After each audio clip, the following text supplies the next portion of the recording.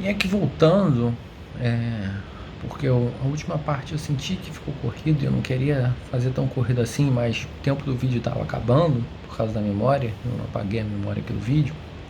Estava falando sobre o máximo do mínimo existencial, que seria uma terceira configuração dessas limitações fáticas ao mínimo existencial. A primeira era o mínimo do mínimo, no sentido negativo, a segunda era o mínimo do mínimo, no sentido positivo, e agora é o máximo do mínimo. E aqui entra em jogo a questão da politização das políticas públicas, né? Dos direitos fundamentais, dos direitos sociais, né? E essa maximização, e aí a partir desse momento eu comecei a correr, essa maximização do mínimo existencial, ela vai acarretar, em contrapartida, uma minimização dos direitos fundamentais em sua extensão, mas não em sua profundidade, né? Que esses direitos fundamentais, esse mínimo existencial, eles nos países em desenvolvimento, eles vão ter uma extensão muito maior do que nas nações ricas, né? Isso a gente vê pelo tamanho da nossa Constituição e o tamanho de uma Constituição americana, né? E justamente pela necessidade de uma proteção do Estado a esses bens essenciais, a sobrevivência dessas populações menos abastadas. E por isso as imunidades e os privilégios dos pobres e as suas pretensões a assistentes sociais vão requerer uma interpretação extensiva. A ideia é que sempre esses direitos que estão esculpidos na Constituição, esse mínimo existencial, ele sempre tenha uma perspectiva que vá ser a mais abrangente possível. E isso vai causar alguns problemas, como os problemas da quantificação, né? Porque, por um lado, os direitos fundamentais que possuem um mínimo existenciais associável a questões qualitativas, elas vão exigir algum índice, né? Por exemplo, índices desenvolvidos pela ONU que medem a qualidade de vida, né? Tentam mensurar o que seria uma qualidade de vida mínima, né? E outra questão que o judiciário também vai ter um controle dessa questão quantitativa e não qualitativa do mínimo, além da qualitativa do mínimo existencial, né? E as políticas públicas, inclusive as que são judicializáveis, devem garantir que o mínimo existencial tenha a sua máxima aplicação e não apenas o mínimo do mínimo através daquelas prestações que eu citei no vídeo passado. Então, na medida que se expande o quadro da constitucionalização do mínimo existencial, também vão crescer os obstáculos fáticos que vão impedir a sua realização plena. E também, por isso, né, para aumentar esses obstáculos e aumentar a previsão deles na Constituição, vai crescer o maior número de direitos fundamentais judicializados, né? Então, a partir disso, batendo dessa relativização do mínimo existencial, vai ter a transição do direito definitivo expresso em regras para uma afirmação de políticas públicas, e aqui leia-se inclusive as políticas públicas que são judicializadas. E aqui vem a observação do dilema que o STF vem enfrentando em relação às políticas públicas, porque em inúmeros casos o STF ele adjudicou bens, medicamentos, tratamentos médicos a pessoas individuais, a casos individuais, casuisticamente, né, aplicando esses direitos prestacionais, que deveriam ser políticas públicas aplicáveis a uma grande maioria, né, aplicando essas lógicas de direitos prestacionais à lógica de direitos individuais, resguardando uma pessoa só, no caso concreto, quem judicializou, enquanto inúmeras pessoas que vivem o mesmo caso dessa pessoa que teve a iniciativa de judicializar passam por situações complicadas. Em outras situações, o STF vai ter uma postura mais resguardada, que vai ser justamente atuando no sentido que a jurisdição deve controlar apenas as pretensões às políticas públicas, né?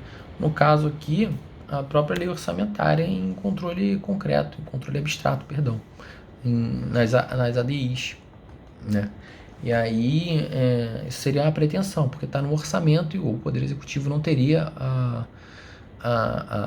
aqui, o Poder Judiciário não teria a função de, no caso concreto, definir que alguma coisa, algum serviço, algum bem tenha que ser fornecido, né? Sem que isso fosse questionado em aspectos orçamentários, né? Então, essa questão de pretensão de políticas públicas, veja que tem um alcance maior do que um caso individual. Mas, de qualquer forma, esse dilema vai comprovar que existe, sim, limites fáticos da garantia do mínimo existencial no seu caráter de pretensão a políticas sociais. E aqui a gente enxerga muito bem a carga tributária. Não tem como ter uma carga tributária excessiva, porque isso violaria, né, outros direitos, né, que seria direito da propriedade vislumbrada aqui, né, protegida pela vedação ao confisco, né. Então, a insistência do judiciário, exclusivamente, especialmente aqui no Brasil, em adjudicar bens públicos de forma individualizada, em vez de determinar uma implementação de uma política pública adequada, tem levado sim uma predação da renda pública para as elites, né? Ao invés de contribuir para a inclusão, né, tem contribuído para excluir uma minoria, né? Uma população mais pobre, né, que não judicializou. Então é preciso distinguir aqui entre o mínimo do mínimo na sua prestação positiva, né, no seu status positivo, que aqui admite a proteção individual dos pobres e dos miseráveis, na defesa das condições de liberdade, e aqui também tem que se distinguir da maximização do mínimo, que seria via política pública, né? E aí, será que o judiciário teria condão de controlar essas políticas públicas? E aí, no último tópico desse capítulo, ele vai abordar a otimização dos direitos sociais, que os direitos sociais, e aqui eu friso, que não são direitos fundamentais, eles representam direitos prima facie, né? Eles admitem uma certa ponderação e quem vai ter que fazer isso é o legislador. O legislador que vai ter o condão de tornar um direito social definitivo via orçamento ou não. Então vai se abrir a otimização progressiva e a reserva do possível, porque o legislador vai ter que visualizar ali qual orçamento para fazer uma alocação dos recursos às políticas pretendidas. Mas até que ponto otimizar? E a resposta é até o ponto em que com essa prestação não vai se prejudicar o progresso econômico nacional, que não vai comprometer a saúde financeira do Estado, que não viole os direitos fundamentais. E aqui eu volto para o direito da propriedade. Eu não posso colocar uma reforma, uma reforma agrária que vai limitar o direito de propriedade, de uma propriedade produtiva, por exemplo. E uma outra questão, um ponto de otimização, até o ponto que não se vai neutralizar outras prestações por conflitos internos. E aqui a gente volta para a nossa Constituição eivada de princípios de direitos sociais, de orientações de prestação do poder público, né? Que essa tentativa de codificar em larga escala os direitos constitucionais, sociais especialmente, teria como consequência aqui, ao contrário do que acontece nos direitos fundamentais de liberdade, por exemplo, que as diretivas particulares vão se neutralizar, porque a gente vai ter um direito social indo em uma direção, sei lá, o meio ambiente equilibrado, e outro direito indo outra direção, sei lá, o direito difícil achar um direito social agora que seja contraponto a isso. Mas enfim, pode pegar o mesmo direito, né? Por causa de questões parlamentares. Eu coloco na mesma Constituição um direito à educação básica extremamente uma ênfase completa, com muita ênfase, e também coloco educação superior com ênfase também. Então veja, o mesmo direito à educação social, prestacional, veja que ele já se encontra um conflito, porque, ora, a educação universitária, nível superior, tem um custo muito grande, e a educação básica, ainda que seja uma educação mais barata, ela tem um custo muito grande, porque presume-se que haja mais estudantes de educação básica. Então veja, se você coloca duas ênfases assim, em dois direitos, ainda que similares, eles vão se neutralizar, porque fatalmente vai ter que ser feita uma escolha. Qual vai ser a sua priorização? Educação básica ou educação superior? Eu priorizaria a educação básica, né? Com certeza. Mas isso quem tem que fazer é o legislador, justamente porque é policy, né? Política pública. E o último ponto aqui é sobre essa judicialização dessas políticas públicas relativas aos direitos sociais e econômicos, né? Como tem sido feito no Brasil, né? E de forma indiscriminada, né? Que uma vez que eles não são direitos fundamentais, esses direitos seriam suscetíveis à reserva do possível, à reserva do orçamento, e não seriam judicializáveis.